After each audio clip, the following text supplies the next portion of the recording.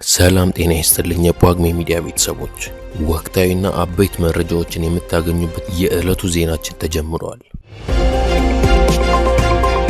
በዛሬው ዕለት ቀዳሚ ትኩረታችን የምናደርገው የትግራይ ክልል ጊዜያዊ አስተዳደር ፕሬዝዳንት ሌተናል ጄኔራል ታደሰ ወረደ በስልጣን ቆይታቸው ያከናወኑትን ተግባራት ለጠቅላይ ሚኒስትር አብይ አህመድ ማቅረባቸውን ተከትሎ የወጡ መረጃዎችን እንዲሁም የኢትዮጵያ ፌዴራል ፖሊስ በሺዎች የሚቆጠሩ ዜጎችን ለስቃይና ለሞት የዳረገው አደገኛ የሰዎች አዘዋዋሪ በቁጥጥር ስር መዋሉን ያስታወቀበትን ዝርዝር መረጃ፣ በዲፕሎማሲው ረገድ ደግሞ ኢትዮጵያ ለግማሽ ክፍለ ዘመን በቅንነት ያገለገሉትና የሁለተኛዋ ሴት አምባሳደር ቆንጂት ህልፈት፣ በዓለም አቀፍ መድረክ ደግሞ የኢራን ዲፕሎማቶች ለፕሬዝዳንት ትራምፕ ማስጠንቀቂያ የሰጡት ያልተጠበቀ አስቂኝ ምላሽ መነጋገሪያ ሆኗል። እነዚህንና ሌሎች ወሳኝ ዜናዎችን በዝርዝር የምንዳስስ ይሆናል። አብራችሁን ቆዩ።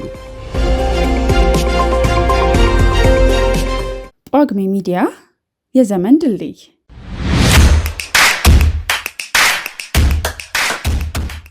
ጠቅላይ ሚኒስትር አብይ አህመድ የትግራይ ክልል ጊዜያዊ አስተዳደር ፕሬዝዳንት ሌተናል ጄኔራል ታደሰ ወረደ ያቀረቡትን ዓመታዊ ሪፖርት መቀበላቸውንና በሪፖርቱ ግኝቶች ላይ መወያየታቸውን የጠቅላይ ሚኒስትር ጽሕፈት ቤት ዛሬ ጧት አስታውቋል። ሌተናል ጄኔራል ታደሰ ከአንድ ዓመት በፊት መጋቢት 30 ቀን 2017 ዓ.ም አቶ ጌታቸው ረዳን በመተካት የትግራይ ክልል ጊዜያዊ አስተዳደር ፕሬዝዳንት ሆነው መሾማቸው ይታወሳል። ጠቅላይ ሚኒስትር አብይ በወቅቱ በሰጡት መግለጫ ሌተናል ጄኔራል ታደሰ ያለፈውን አስተዳደር ጥንካሬዎችና ተግዳሮቶች ጠንቅቀው የሚያውቁ በመሆናቸው ትግራይን በዚህ ወሳኝ ወቅት ለመምራት ዝግጁ እንደሆኑ በብዙዎች ይታመናል ብለው ነበር። በስልጣን ርክክብ ስነ ስርዓት ወቅት ሌተናል ጄኔራል ታደሰ ወረደ በእሳቸው አመራር ስር የሚገኘው የትግራይ ክልል ጊዜያዊ አስተዳደር እንዲያከናውናቸው የሚጠበቁ 8 ቁልፍ ተግባራትን የያዘ የአንድ ገጽ ሰነድ መፈረማቸው ይታወሳል። አካታች የትግራይ ክልል ጊዜያዊ አስተዳደር የተልእኮ አፈጻጸም ስምምነት ሰነድ የሚል ርዕስ ያለው ይህ ሰነድ የሌተናል ጄኔራል ታደሰ ፊርማ የያዘ ሲሆን ኃላፊነቶቹን በታማኝነትና በትጋት ለመወጣት የተገቡ ቃሎችና 8 ቁልፍ ተግባራትን የያዘ ነበር። ከነዚህ መካከል ወሳኙ ተፈናቃዮች ወደ ቀድሞ ቀያቸው ሙሉ በሙሉ የሚመለሱበት ሂደት ማሳለጥና በቀሪ አካባቢዎች መሰል ተግባራትን ማፋጠን እንዲሁም በፕሪቶሪያው ስምምነት መሰረት የቀድሞ ተዋጊዎች ትጥቅ የማስፈታትና መልሶ የማቋቋም ስራን በፍጥነት ማከናወን የሚሉት ይገኙበታል። አንጋፋዋ ዲፕሎማት አምባሳደር ቆንጂት ስነ-ጊዮርጊስ በሕክምና ሲረዱ ቆይተው ከዚህ ዓለም በሞት ተለይተዋል። አምባሳደር ቆንጂት የውጭ ጉዳይ ሚኒስትር በ1950ዎቹ በለጋ ዕድሜያቸው ተቀላቅለው ከዴስክ ኦፊሰርነት እስከ ከፍተኛ አመራርነት አገልግለዋል። አምባሳደሯ ከዮዲት እምሩ በመቀጠል በኢትዮጵያ ሁለተኛው ሴት አምባሳደርም ናቸው። በኦቶዋ፣ ካይሮ፣ ቴልአቪቭ እና ቬና በሚገኙ የኢትዮጵያ ሚስዮኖች ባለሙሉ ስልጣን አምባሳደር፣ በአፍሪካ ህብረትና በተባበሩ መንግስታት የአፍሪካ ኢኮኖሚክ ኮሚሽን ቋሚ መልእክተኛ በመሆን መስራታቸውን የውጭ ጉዳይ ሚኒስቴር ገልጸዋል። ከሰኔ 2009 እስከ መስከረም 2011 ዓ.ም ኢጋድ በመራው የደቡብ ሱዳን የሰላም ስምምነት ላይም ልዩ አማካሪ ነበሩ።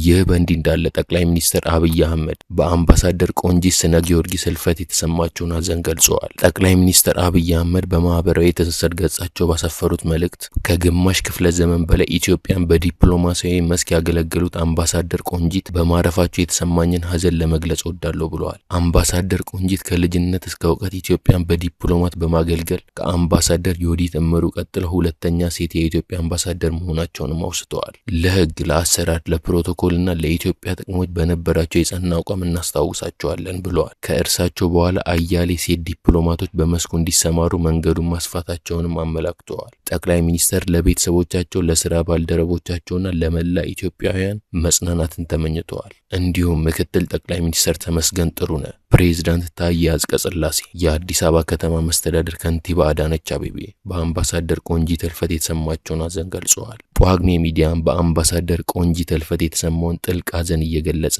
ለሟች ቤተሰቦችና ወዳጆች መጽናናትን ይመኛል።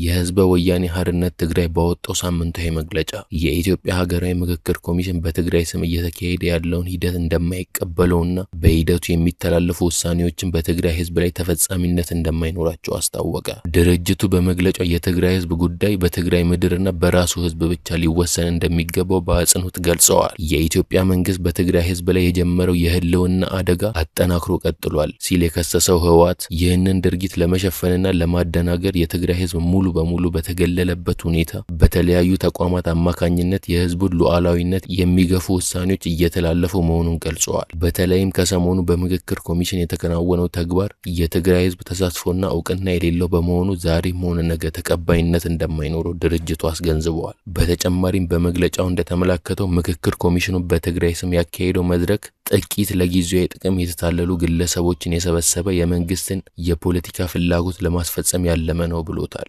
ትግራይ በምክክር ሂደቱ ላይ የማትሳተፍባቸው ምክንያቶች ለኮሚሽኑ ቀደም ብሎ በግልጽ መነጋገራቸውን ያስታወሰው ህወሓት ህዝቡ በአሁኑ ወቅት በረሃብና በበሽታ እየረገፈ ባለበት፣ መሬቱ በኃይል ተወሮ በሚገኝበት፣ የህልውና አደጋ ተጋርጦበት ባለበት ወቅት እንዲህ አይነት አጀንዳዎች ትርጉም የለሽ ናቸው ብለዋል። መንግስት የትግራይን ህዝብ ግልጽ ጥያቄዎች ወደ ጎን በመተው ትግራይ በምክክር ሂደቱ መክራለች የሚል የፕሮፓጋንዳ ስራ እየሰራ መሆኑን የጠቀሰው መግለጫው ማንኛውም ወዳጅም ሆነ ጠላት የትግራይ ህዝብ ያልመከረባቸውና ያልተወከለባቸው ውሳኔዎች በምድር ላይ ተግባራዊ እንደማይሆኑ ሊያውቅ ይገባል ብለዋል። በመጨረሻም የትግራይ ህዝብ ከመሰረታዊ የህልውና ጥያቄው ትኩረቱን የሚከፋፍሉ እንዲህ ያሉ ተንኮሎችን በመገንዘብ ሉዓላዊነቱን ለማረጋገጥ ህልውናውን ለማስጠበቅ ከመቼውም ጊዜ በላይ ተደራጅቶ ትግሉ እንዲቀጥል ህወሓት ጥሪ አቅርበዋል። ከ3000 በላይ ሰዎችን በህገወጥ መንገድ በማዘዋወር ከ100 በላይ ሰዎችን ለሞት የዳረገና ከ50 በላይ ሴቶችን እንዲደፈሩ ያደረገው ይትባረክ ዳዊት ወይንም ክብሮም ከ9 ግብረ አበሮቹ ጋር በቁጥጥር ስር አውሎ ምርመራ አጠናቆ ለአቃቢ ህግ መላኩን የኢትዮጵያ ፌዴራል ፖሊስ አስታውቀዋል። ይህንን ውስብስብ ድንበር ተሻጋሪ የወንጀል ምርመራ የኢትዮጵያ ፌዴራል ፖሊስ በምስራቅ አፍሪካ ቀጠና ህገወጥ የሰዎች ዝውውርን ለመከላከል ከሚሰራ ደ ሪጂናል ኦፕሬሽናል ሴንተር ኢን ሰፖርት ኦፍ ደ ካርቱም ፕሮሰስ ከተባለ ድርጅት ጋር ባደረገው የመረጃ ልውውጥ በዓለም አቀፍ ደረጃ ይፈለግ የነበረውን አደገኛ ህገወጥ የሰዎች አዘዋዋሪ ይትባረክ ዳዊት አለሙን በትግራይ ክልል ሽሬ ከተማ ላይ ፖሊስ በቅንጅት በቁጥጥር ስር አውሏል። ተጠርጣሪው በፓስፖርት ስሙ ይትባረክ ዳዊት አለሙ፣ ቤተሰቡ በልጅነቱ ያወጡለት ስም ጳውሎስ ዳዊት ወልዳይ፣ ወንጀል መስራት ሲጀምር የሚታወቅባቸው ስሞች አድኖም ሲሆን ሱዳን ሀገር የሚታወቅበት ስም አህመድ፣ ሶማሊያ፣ ጅቡቲና ኬንያ የሚጠቀምበት ስም ደግሞ ሙኒር ሲሆን ክብሮም ደግሞ በስዊድንና በሌሎች የአውሮፓ ሀገራት የሚጠቀምባቸው ሐሰት ስሞች መሆናቸውን ፖሊስ በምርመራው አረጋግጧል። ፖሊስ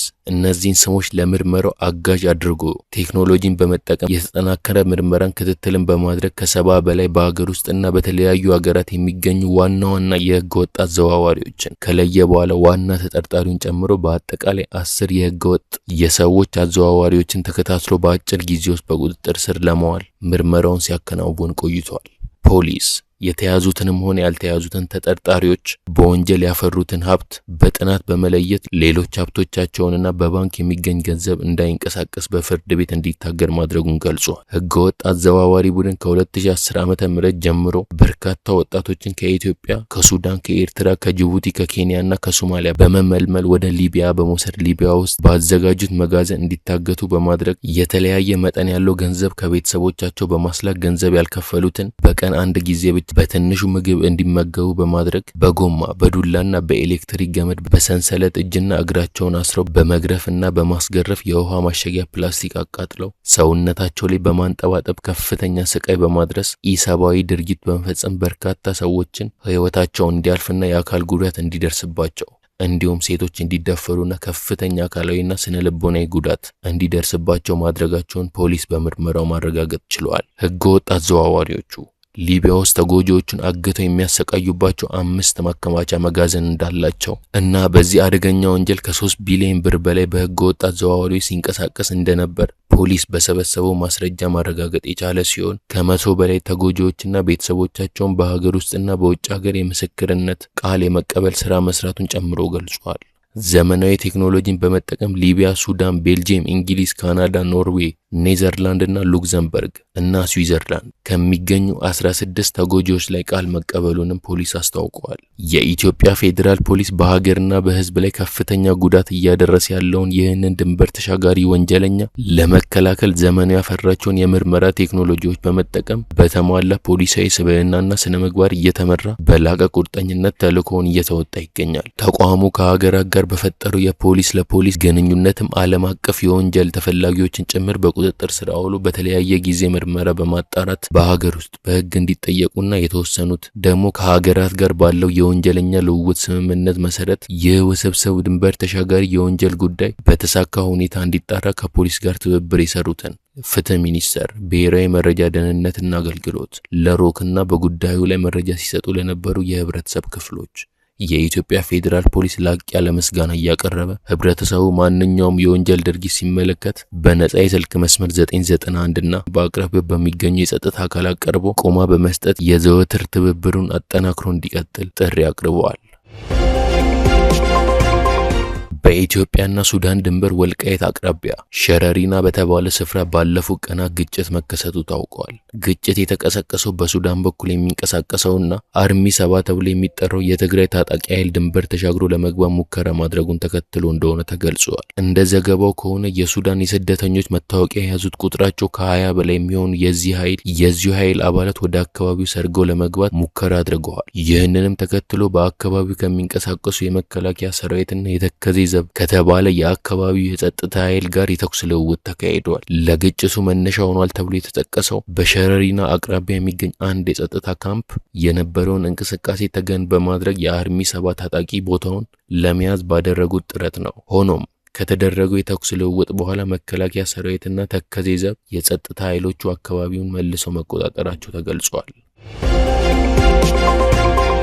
የኢትዮጵያ ቱሪዝም ሚኒስቴር ከኢሚግሬሽን ዜግነት አገልግሎት እንዲሁም ከኢትዮጵያ አየር መንገድ ጋር በመተባበር በቦሌ ዓለም አቀፍ አውሮፕላን ማረፊያ በኩል የሚያልፍ የትራንዚት መንገደኞችን ወደ ሀገር ውስጥ ገብተው እንዲጎበኙ የሚያስችል አዲስ የስቶር ኦቨር ቱሪዝምን የሚያበረታታ የቪዛ አሰራር መጽደቁን አስታውቋል። የቱሪዝም ሚኒስቴር ዴኤታው ክቡር አቶ ስለሺ ግርማ እንደገለጹት አዲሱ አመራር በየዓመቱ አዲስ አበባን የሚያቋርጡ ከ15 ሚሊዮን በላይ መንገደኞች ከ1 እስከ 7 ቀን ባለው ጊዜ ውስጥ ያለምንም የቪዛ ክፍያ ወደ ሀገር ውስጥ ገብተው እንዲጎበኙ እድል የሚሰጥ ነው። እንደ ሚኒስቴር ዴኤታው ገለጻ ጥናቶች እንደሚያሳዩት ኢትዮጵያን የሚጎበኝ አንድ ቱሪስት በቀን በአማካኝ ከ234 የአሜሪካ ዶላር በላይ ወጪ ያደርጋል። አንድ መንገደኛ ለ7 ቀናት በሀገር ውስጥ ቢቆይ ለአልጋና ለተለያዩ አገልግሎቶች ብቻ ቢያንስ 1500 ዶላር ወጪ ያደርጋል ተብሎ ይጠበቃል። ይህም በሀገሪቷ ከፍተኛ የውጭ ምንዛሪ እንድታገኝ ለዜጎች የስራ ዕድል እንዲፈጠርና የኢንቨስትመንት ፍሰቱ እንዲጨምር ትልቅ አስተዋጽኦ ይኖረዋል ብለዋል። መንገደኞች ያለምንም እንግልት እንዲጎበኙ ለማድረግ የተለያዩ የአሰራር ማሻሻያዎችን መደረጋቸውን አቶ ስለሺ ገልጸዋል። ከነዚህም መካከል እስከ 7 ቀናት የሚቆይ ነጻ የቪዛ አገልግሎት በኢሚግሬሽን በኩል ማመቻቸት፣ ኤርፖርት ውስጥ ለቱሪስቶች ቅድሚያ የሚሰጥ ፋስት ትራክ አሰራር መዘርጋት፣ በአውሮፕላን ውስጥ የሚቀርቡ መጽሔቶችና ቪዲዮዎች ስለሚጎበኙ ቦታዎች መረጃ የመስጠት፣ የአዲስ አበባ ከተማ አስተዳደር ያዘጋጀው የከተማ ጉብኝት አውቶቡሶችና የግል አስጎብኚዎች ዝግጁ መሆናቸውን ጠቅሰዋል። ከባህር ማዶ ወዳገኘናቸው ዜናዎች ስናልፍ የደቡብ ኮሪያ ብሔራዊ መረጃ ደህንነት አገልግሎት ለሀገሪቷ ሕግ አውጪዎች ባቀረበው ሪፖርት መሰረት ሰሜን ኮሪያ ለረጅም ዘመናት የቆየውን የቅርብ ወዳጅነቷን ከኢራን ጋር ሆነ ብላ ርቀቷን በመጠበቅ ላይ ነች ብሏል። ምንም እንኳን በሁለቱ ሀገራት መካከል በታሪካዊ ሁኔታ በወታደራዊና በዲፕሎማሲያዊ ረገድ ጥብቅ ግንኙነት ያላቸው ቢሆንም ፒዮንግያንግ አሁን በመካከለኛው ምስራቅ ካለው ቀውስ ጋር በተያያዘ ያላትን ተሳትፎ በከፍተኛ ሁኔታ ገድባለች ስትል ሴኡል በስለላ ድርጅቷ በኩል ማስተዋወቋን አሶሺየትድ ፕሬስ ዘግቧል። እርምጃው ሰሜን ኮሪያ ወደፊት ከአሜሪካ ጋር ሊኖራት ስለሚችለው ዲፕሎማሲያዊ ንግግር በር ከፋች ለማድረግ ካላት ፍላጎት የመነጨ እንደሆነ የተነገረ ሲሆን፣ በሌላ በኩል ደግሞ በሩቅ ሆና ሂሳቧን እያሰላች ነው ተብሏል። ኪም ጆንግ ኡን ጦርነቱ እንደተጀመረ በምን እንደሚቀላቀሉ ተቸግረዋል፣ ምክንያት አጥቷል በሚል በሰፊው የተዘገበ ሲሆን በመጨረሻም አንድ የሀገራቸው ዜጋ ኢራን ውስጥ አደጋ ከደረሰበት እርምጃ እንደሚወስዱ መዛታቸው አይዘነጋም። የስለላ መረጃው እንደሚያመለክተው ከሆነ በኢራንና በእስራኤል መካከል ከፍተኛ ወታደራዊ ግጭት በተቀሰቀሰበት ካለፈው የካቲት ወር ጀምሮ ሰሜን ኮሪያ ለኢራን ምንም አይነት የጦር መሳሪያ ሆነ ወታደራዊ አቅርቦቶችን አላከችም ያለው ተቀናቃኙ በተለይም የኢራን ጠቅላይ መሪ አያቶላ አሊ ኻሜኒ በአየር ጥቃት በመገደላቸውም ሆነ ልጃቸው አዲሱ መሪ ሆነው ሲመረጡ ፒዮንግያንግ የተለመደውን እንኳን ደስ አላችሁ ሆነ የሐዘን መግለጫ ከመስጠት ተቆጥባለች።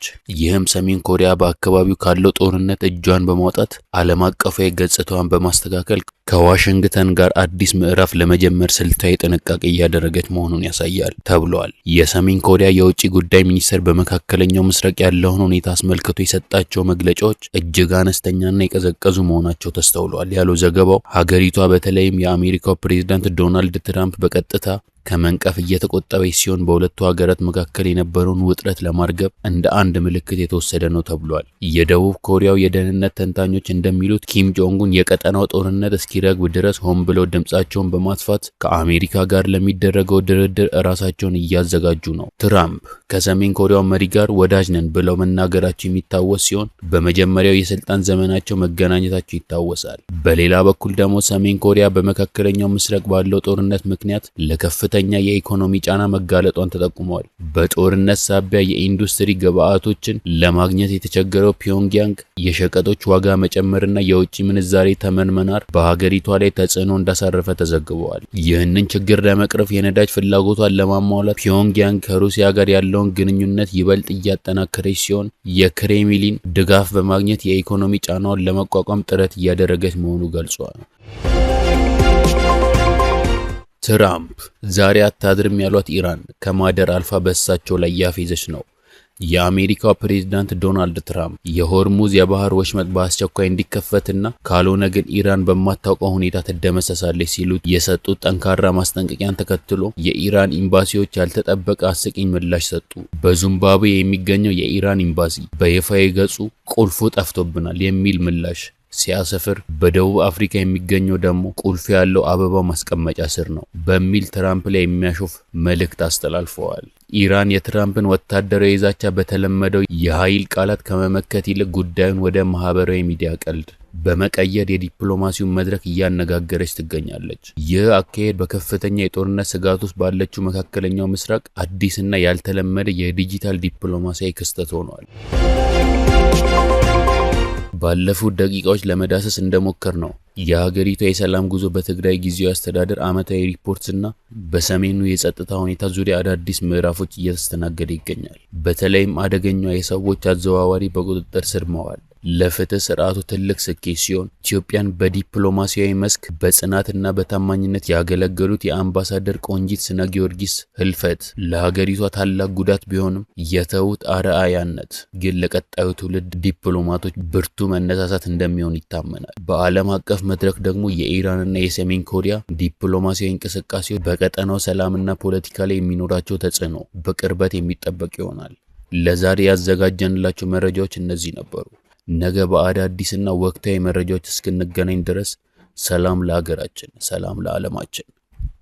ጳጉሜ ሚዲያ የዘመን ድልድይ